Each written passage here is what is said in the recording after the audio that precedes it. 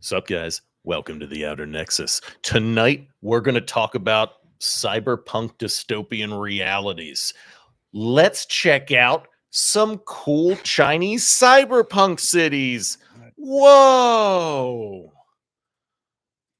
Or mainly just one that they What? keep touting. But it's so cool. Look at all the lights. Yeah. It's called Chongqing. Yeah. They have cool. Look at all those neon. That looks like the inside of a gaming computer, Billy. Right. It's so amazing. Right. But now you got to remember, all of China is like this. And that's the thing, guys. All of China now is exactly like this. They don't try to pour millions and millions of dollars into a couple key cities to make them look absolutely fucking perfect. They don't do that. Yeah, okay. But you know what they do is when they develop humanoid robots, they immediately turn them into police bots. Yeah. This company has even stated on their own website that this robot will not be for personal use and will only be for stringent safety. Here we go. The founder of the Chinese robotics unicorn Unitree Robotics, whose product blah blah blah, who founded the startup in 2016, it's said its household humanoid robots would come after industrial models. Okay, as the company would need to consider more safety issues, we're just going to make them into police robot. They need to consider safety issues, so we're gonna make the Robocops first because of safety issues. That's the I think just from and this is I think the Grand Prix. I don't know where. Maybe in France. Is that in France? No, it was something. Chinese Grand Prix in Shanghai. In Shanghai, yeah, not France. But I can see France doing something like this. But so that's where the Chinese priority lies. What do you think about that, Billy? Yeah, I mean, right there, you got the humanoid. Yeah, you got the dog. He's so adorable. They're both the the common types of robots you see.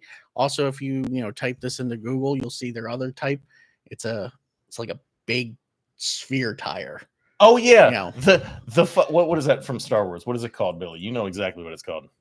Oh well, I forget that new one's name. That cute little orange one. Not the orange. Oh no, hold on. Chinese ball robot cop. Yeah. Let's see the rotund bot. Yeah, I'm thinking about that droid from the prequels that they first encounter. Ewan McGregor, Liam Neeson, and the one that's rolling at them and then flips out with the guns. That's what the hell is that one called? Here we go. Oh wait, you know what? I'm gonna pull up video of this thing. Okay, rotund bot.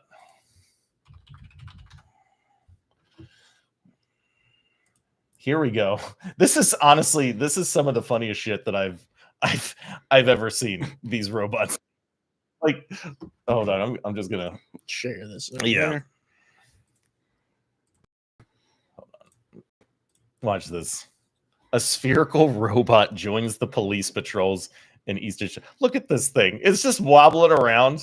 Like, boom. Okay, what is that bat made out of, though? How does it go up a hill? It's a net. The first thing these guys do, as soon as they could get a ball rolling around, make that into a cop somehow. Make that into a security measure. The first chance. Well, you got to remember, everything has to serve a security purpose. Well, the CCP. Right, the CCP. And that's the deal. And I mean, just notice it's never going up hills. I don't even know what the point of this thing is. You could probably just kick this thing away. I mean, he's hitting it with the bat, but the bat is probably made out of clay here. We don't really know. Well, they're known for pre-breaking the bat. Pre-breaking, right. It's they crack it first and then they hit the thing. Look. Oh no, and he's down. He's down. Oh man. Okay. That's enough of that. Yeah. So I think just from that kind of stuff alone, we can kind of see where China's priorities are when they develop technology. And they are the modern cyberpunk dystopia. It seems like it looks like they have some cool cities, they got some stuff going on. And listen, the Chinese people are great. Honestly, like hard work ethic, they do produce incredible technologies. But it it seems like the CCP, I mean, what's your take on the CCP, Billy? I mean, my whole thing with the CCP is it's kind of got a stranglehold on the people. Yes. And I've always liked China. I've even, considered, teaching in China at one time. I mean, it seems like a cool country. Honestly, they got a lot of cool shit over there. Yeah, and it's lore, the history behind it. The mythology is pretty cool. It's pretty dope. It's all pretty cool. Yeah. But then when you look at the reality of China, and I don't just mean even more recent history, but but especially the newer stuff going on, it's just like they're ignoring all of their past, it seems, and it's like they're just like going in a totally new, and like we said, dystopian direction. And it's all for the CCP and not for the people, which is and they hide behind like the mandate of heaven, right? And it just, I think it hurts the people. And it seems like the priority, and we kind of encouraged this and promoted this, is industrialization. It is to have this heavy focus on transforming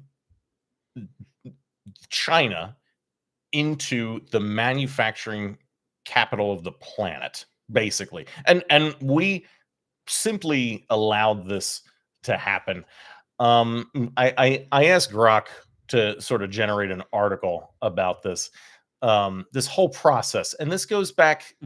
I would say it goes back to the 50s, but it really starts in the 1970s. So like in the 50s, we cut off contact with China. And that was almost for 2 decades. And then after we cut off contact with China, that's when Kissinger came in. He pretended to be sick, actually. And he went over to talk with the leadership of China.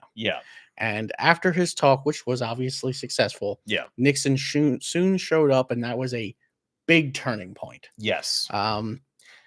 And I think in a certain way, Nixon was not bamboozled. No, he might have been, but like Kissinger sold him on this idea that if we open the door to Chinese trade, it would not only, and this isn't just for China, this is like across the board, a bunch of different countries in Southeast Asia and just other countries in general. If we can open the door to trade with these countries and bolster their manufacturing base, that allows for cheap manufacturing, for American trade policy, and that's where Bill Clinton kind of came in. So in the 80s, well, I should say in the 80s before Bill Clinton, obviously, that's where China kind of got its act together, and economically, and when they kind of got their act together, Bill Clinton then in the 90s, after that, they released NAFTA. And that allowed U.S. companies to chase the cheapest price for anything, anywhere. So, but we might be skipping a little head there. I do want to definitely get into NAFTA, but I wanted to bring up the point that this is also, the goal was originally, I'll just read this. Kissinger's goal: champion a foreign policy rooted in realpolitik, pragmatism over ideology. And it kind of makes sense on paper. If somebody told you this ideology in a casual conversation, the goal was to balance power in a multipolar world, particularly against the Soviet Union during the Cold War. It basically, The whole thing, from the beginning, it was an economic bet. It was a gambit. It's like, is this going to work or not? Will they actually, if we build up their manufacturing base, will they actually play ball in the future? But yeah, like what you were saying with NAFTA, and Reagan continued this policy. But what were you going to say about NAFTA? So yeah, no, NAFTA allowed that. The whole thing of NAFTA is it allowed U.S. companies to chase the cheapest price for different things, especially in manufacturing. And China having a massive population, that's the ability to produce things. You have a lot of people to produce. Yeah. And when you have that, and that's your main export, it worked very well for them. Yeah. And it was not thought of at the time, but it was basically undermining the entire American middle class. Yeah. And, in a certain way, we shifted our middle class over to China. I think, let me see, the size of China's middle class. Let me look at the numbers. The China's middle class is incredibly large. This is from Google. There might be some embellishment here, but estimated to be over 700 million. They're saying 50% of their total population. I heard that it was more 300 million back in like 5 years ago. So maybe these numbers are accurate, but that is just crazy. Like, if we just look at that alone, the fact that they're even saying that half their country is in the middle class now. I mean, and our country is struggling with manufacturing. Housing market, nobody can get houses. Everybody is in this economic standstill. I don't think the gambit paid off for us. No. That's what I'm trying to get at here. No. One of the things that I would definitely point out is, and it always confused me. We're known, one of the things we're known for today and have been for a while is innovation. Yes. How are you the country of innovation? Yeah. But you can't produce any of the things yourself. Yeah. And one of the craziest things that I think of is, we have the largest military. Yes. And granted, those numbers are being questioned right now because of China's own military. Yeah. But all of that military stuff requires hardware. Yes. And how can you trust basically the opposing side to be like, listen, make us some chips for our military to fight you? Yeah, exactly. And this is the problem. Well, I mean, it's always been the problem of a multipolar world.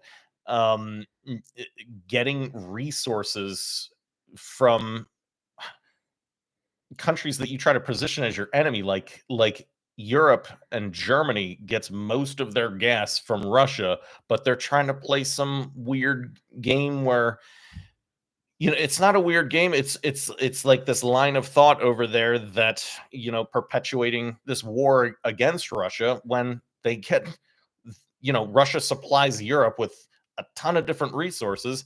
How are we, if we sort of accept the fact that we finally accept the fact that we are actually in a multipolar world, and we attempt to normalize, U.S.-Russia relations,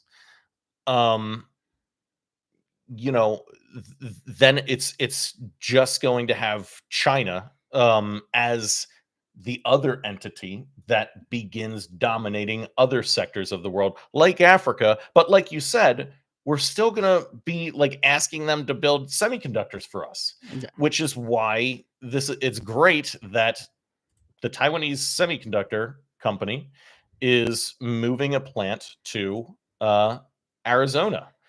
And 3,000 new jobs. 3,000 new jobs. It seems like from this New York Times article that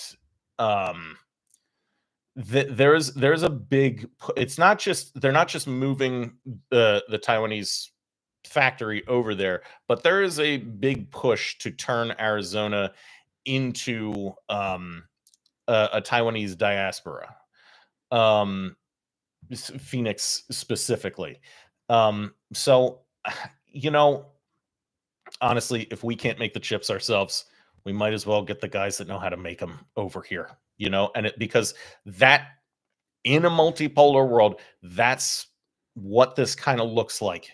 China, unfortunately, as this situation grows, as we, open trade in the northern Arctic and, attempt this new economic world order, China might actually go for Taiwan. I think they're already practicing military drills again over Taiwan. And yes, they did. In fact, I think yesterday. Yeah, I think yesterday. And they're not even quiet about it. No, they're not even quiet about it anymore.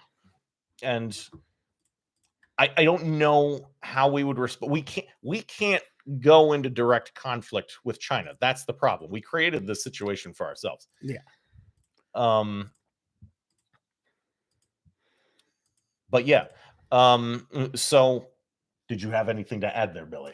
Well, one of the things I guess I would bring up is the Chinese Belt and Road. Yeah. That is one of their biggest initiatives. I think it is their biggest initiative. Yeah. Basically, they approach countries, any country really, and basically they say, "What are you lacking?" Yeah. And then they're like, "We can build that for you, and all you have to do is sign paperwork that says you'll pay the full amount for whatever it is we're building for you over an amount of time." And generally what they do is, in the terms of that, they make it so it's something huge. Yeah. So they know that this country that they're going to provide this for cannot pay it back. And that is the point. Yes. Because when you can't pay it back, then they get to pick things to take from that country. And they always take the things that are most important, such as your access to water, your access to power, things that are like, oh, you need this to run a country. And because now we own it, we basically de facto own your country. Yeah. So this is a great CNN article. Surprising. China has poured billions into Africa's infrastructure. Is it now tightening the tap? The inauguration of 2 new electricity generating units in Zimbabwe Huang Power Station last month was not an unfamiliar scene when it comes to major infrastructure projects in Africa. In the rural corner of the southern African nation, government officials and Chinese ambassador gathered to ribbon cut and laud the expansion of the coal-fired plant meant to reduce power cuts in the country and Beijing's role in funding it. The project, backed by roughly $1 billion in Chinese loans years before Beijing stopped funding new coal power projects overseas, it is one of the continent's numerous big-ticket projects bankrolled by Chinese lenders under Xi Jinping's hallmark Belt and Road Initiative. The impact of those funds is felt across Africa, where residents in major cities like Lagos, Nairobi, Addis Ababa now transit daily via railways, highways, and airports built in recent years with Chinese loans, often by Chinese construction firms. And remember, all of these Chinese construction firms and loans are all the hand of the CCP is gripped on them very tightly. Well, and one thing to point out about those Chinese construction firms, it's the firms themselves that build it. Yeah. And one of the things that would help their economies that they're going into is if they brought in local workers. Right. They do not. They do not. They do not. These are completely China, not even, and they're totally managed by the Chinese. Like if it's like an airport or whatever, it's completely managed by Chinese workers. They import in. And here, I'm just going to add this one in because it was a recent thing. Yeah. There was you probably heard about it. There was an earthquake. Yeah. And one of the buildings that was being touted by the Chinese government on their own TV stations was like, this is a brand new building, like it's made to withstand earthquakes, and all this fell immediately. And not only that, after it fell, a pickup truck filled with Chinese nationals pulled up to the wreckage of the building. Yeah. And they pulled out all of these file folders. Yeah. And they're just loading them into this truck, and they're trying to get away from this building. Yeah. Luckily, whoever was filming this, and they did film it, reported it immediately. Yeah. And they were caught. Yeah. And it's like, well, one of the things is, okay, what you're assuming that they were taking away was like the building plans. Yeah. For a building that they were saying could withstand earthquakes. And obviously. Absolutely not. Yeah.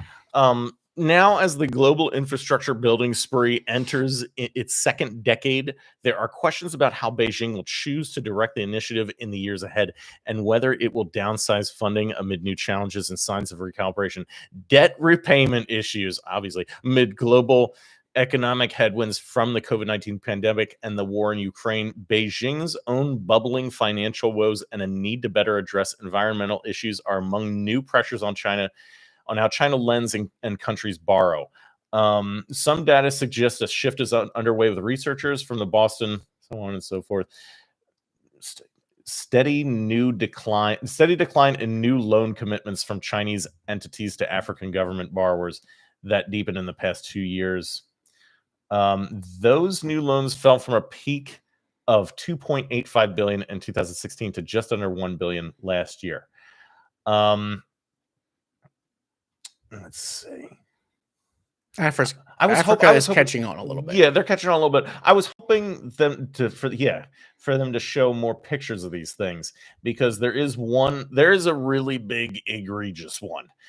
So they're known for building airports, highways, all this stuff, but the biggest one that just came out is China authorizes controversial hydropower project in landslide-prone region of Tibet.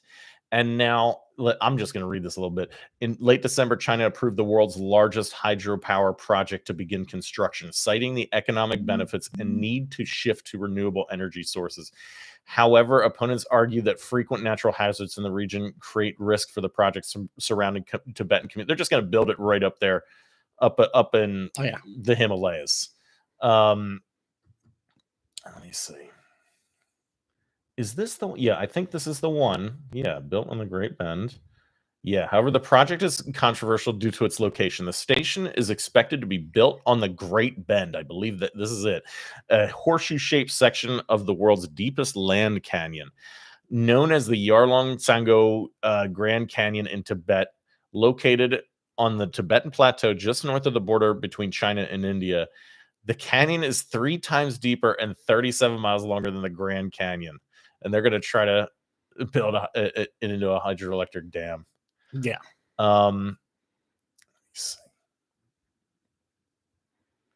But here we go. This is it.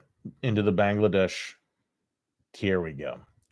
So this will displace a lot of water in a lot of regions that a lot of different people depend on economically. But the craziest thing that this might do is this dam would be constructed on a transboundary watershed known for its tense border relations just upstream from the Indian state of Arunachal. Oh man, I can't pronounce that. Where the river is known as the Siang or the Dihang. Further south, the river is known as the Brahmaputra in most regions of India. Eventually the water body flows into Bangladesh as the Jamuna River. And we can see from this map where these things go. So let's pull this up even further. Oh, you know what? Edge a new tab. We'll do it that way. So what's actually happening here is they're going to build this dam up here. And this is the Bengal River Delta right down here. This is an entire country that depends on this Delta network down here, Bangladesh. And they're about to start fucking with that. And it's going to be really interesting to see the effect, not just that they're building it in the Himalayas, but that it's going to impact an entire other country, like in such a dramatic way. Yes, and India has responded. Yeah, that in response to them building this, Yeah. they are planning that they will possibly build a dam to protect Yeah. their water supply. Which is kind of crazy to think about. Yeah. You know? Let me see. But the fact of the matter is, you know, going back to the original point of like shifting our manufacturing to China and these other regions, this did not pay off for America. No. Like, this did not work out well at all. We thought we could, you know, spread free trade and manufacturing across the world to intertwine all these different countries into our own interests, but they are literally just building up their manufacturing, and they to eventually move away from us. Which was, by the way, Mhm. always the plan. Yes. Like, they should build it up for their own national interests. Yes. But the problem is the US never reeled that back in. Well, and not only that, but we've been promoting this idea that it's all totally great, it's totally fine, because the US is just going to be a service-based economy now. We are just going to have a bunch of office buildings where people do bureaucratic and administrative roles, and they just work on computers, and they're just the officials that allow for licensing, and we just manage, you know, we manage other countries' manufacturing industries from afar. This is the Wall Street mindset. This is skipping over the American middle class entirely and ceding our economy to Wall Street, where it's just these high-level corporations, you know, managing their industries from abroad in America. Well, guess what? That's all about to collapse because of AI. Because of AI, that just turns this idea of a service-based economy, which was never real to begin with, into a complete pipe dream. And the reason why the service-based economy was never real to begin with was because it was literally just a side effect of the economic golden age that America, with the 60-year economic golden age, between 1945 and 2008. That golden age between 1945 and 2008, that's gone now. It was a paradigm, an era, the boomer era, you could call it, where the world was frozen. The world was paused, zero tolerance policies, America's on top. I think the Matrix kind of referred to it as the end of history. I remember that stuck into my mind, where there's just no movement. There's just nothing happening. Everything is super boring. Everything is administrative. And we were sort of headed on track to this weird dystopian bureaucratic state, much like the movie Brazil from the 1980s. You should check out that movie if you haven't seen it yet. It's amazing. But like you said, the whole thing is administrative. Yeah. And what is one of the first jobs that AI can replace? Yeah. Is administrative jobs. Yeah. So even if that was a thing that could have happened and we could have worked into being the administrators of, we would have been first to be replaced. Absolutely. You know, and it's was never a thing to begin with. Yeah. It's not going to be a thing. Yeah. As we're going forward, you know, the issue is, even with all these AI jobs, is we are going into a economy that, like, okay, AI is coming in. Yeah. It kills jobs. Yeah. It doesn't replace it. It completely gets rid of jobs. Yeah. But in order for that to even happen, you still need things. Yes. You still need to be able to produce. And my question for you, Billy, is what would you consider to be a country? What is a country? Is it just a group of people doing stuff on a plot of land? Is Genghis Khan's nomadic Mongol hordes, was that a country at the time? Yes. Okay, so that is a country. Yeah. So what would you consider a country? So a country, I mean, it's hard to define all of these things. Yeah. But generally what I would say is you have a cohesive culture, and it doesn't have to be defined borders, Mhm. but it has to have borders Mhm. because you need to have an effective range of where your territory is versus someone else's territory, Yeah. where you're going to govern versus where they're going to govern. Yeah. And when you have this culture and this drive and common laws and a purpose, The you purpose. do The need a purpose. purpose The purpose. to go forward. You have to have purpose Yeah. of some sort. And I feel like purpose most of the time, and where most culture comes from, is through work efforts, through settling down and starting to produce things. Agriculture. I would consider the shift from hunter nomadic tribes to agrarian cultures. That's when actual countries and rather than just nomadic tribes wandering around, people started settling down in one spot and producing things. Yeah. And you could go to these places and they would have cities and you could do trade with them. Yes. You know, what to get goods, to get good. I would argue that is the pride, that is the basic pride of a country, to be able to produce things. I mean, am I?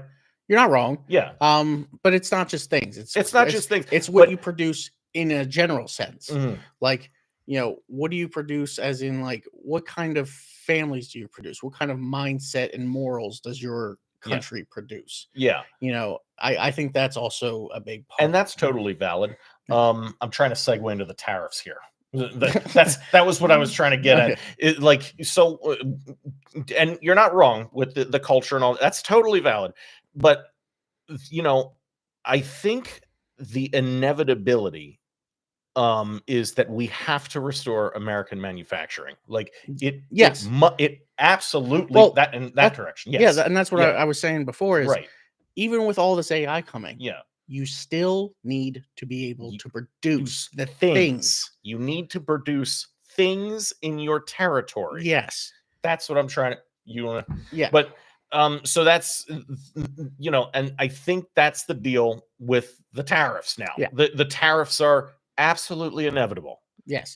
Because basically, I mean, what Trump is saying that these tariffs are based off of is he's basically saying when we trade with a country, you trade, like we give them so much and they give us so much. Yeah. And it's purchased both ways.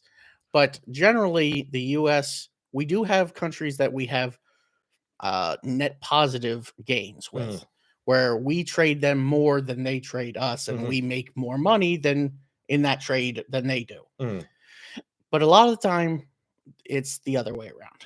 Yeah. And basically, these tariffs are there to say, okay, what's the deficit with your country? And then he pulls it back, and he even says how he does it.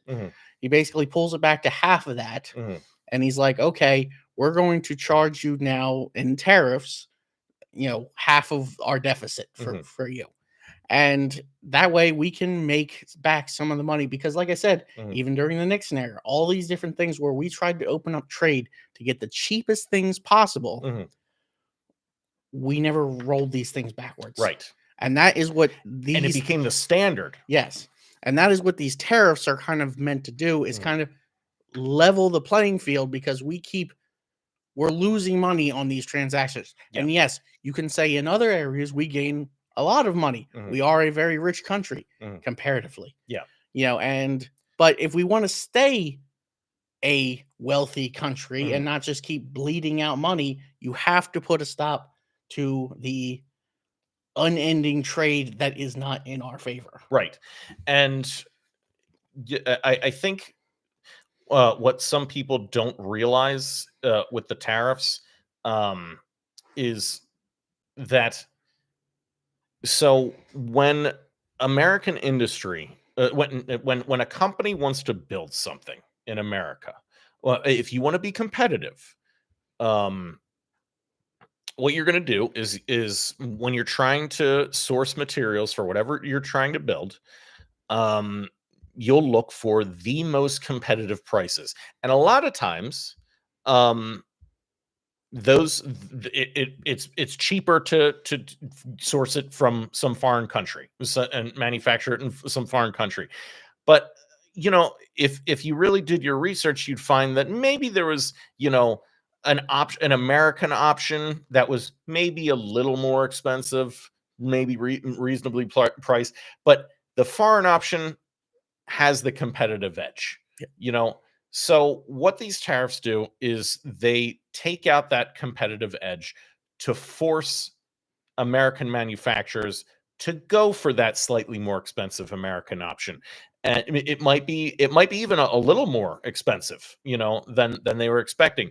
But over time, it drags all the prices down if everything is, made domestically. And I think this process, a lot of people are saying, this is an attack on the American economy and so on and so forth. I think because of the sheer amount of investment from the tech companies like Apple and stuff, they're really investing into our infrastructure again. It's only going to be a couple of months. I think it's probably maybe 6 months to a year of pain, and most of that pain is going to be on Wall Street. It's not going to be the middle, because the middle class is already fucked. We are already fucked as the middle class. Most of this pain is going to come from Wall Street, and that's what we see. We see stocks tanking across the board. But I don't think it might impact us a bit. We will see increased prices. Yeah, that's for sure. But I don't like after 6 months to a year. But yes, like you were mentioning, things should level out. Yeah, and this has to happen. Like, it has to happen. We don't have a choice here. It's one of those things where it's like it's an open wound. Like, you have to close it. Yeah, and there will be savings from this. It will level the playing field in a way that we will see savings over time. Yeah. And I think this was a good idea, and pretty much the only way forward for our economy. Like, we are pushing a lot of debt. Yes. And this was one of the only ways that you could close that debt in a short amount of time. Yeah. Like, there are other options out there, and we will probably pursue some of those options. Yeah. I don't think people realize that that our debt, like all of your taxes go to trying to pay off this debt. And it just keeps rising. I think, what was it? The numbers, like every American owes like $100,000 or some shit in debt. Yeah, there is a website out there and that it just tells keeps you rising exponentially. It's actually the debt that we have that we're trying to pay off is rising higher than the defense budget, and that's that was the big one, and that was more recent, where we passed the defense budget. And that's a good deal of all taxpayer money not goes into the principle behind what we owe. It's going to the money that is help me out here. Not to the principal, but to the I don't know. Yeah. I don't know why I forgot the word. But anyway, it's going towards the other money that the lenders take in. Right. So it's not really helping us at all. Like, we're not even touching the baseline to reduce this. So that's why we're pulling the strings from everywhere. We're just maintaining the debt. We just keep raising the debt ceiling and maintaining it. Like, it is fundamentally, like, it's going to get to a point. The interest, that's what it is. It's going to get to a point where China technologically completely outpaces us, and just like what they're trying to do with Africa, just make everybody in debt. That if in a couple decades China completely outpaces, if we go down this track of just allowing this to happen, our infrastructure is just going to completely fall apart, and China will overtake us. Like, we absolutely have to restart our manufacturing core here. It is not an option. We have to start building here again. Like it's just no other option there. Yep. But yeah, yeah, I think that might wrap that up. Unless you have anything else to add. No, that was like 2 episodes. Yeah, it was. All right. See you next time, guys. Oh, please like and subscribe.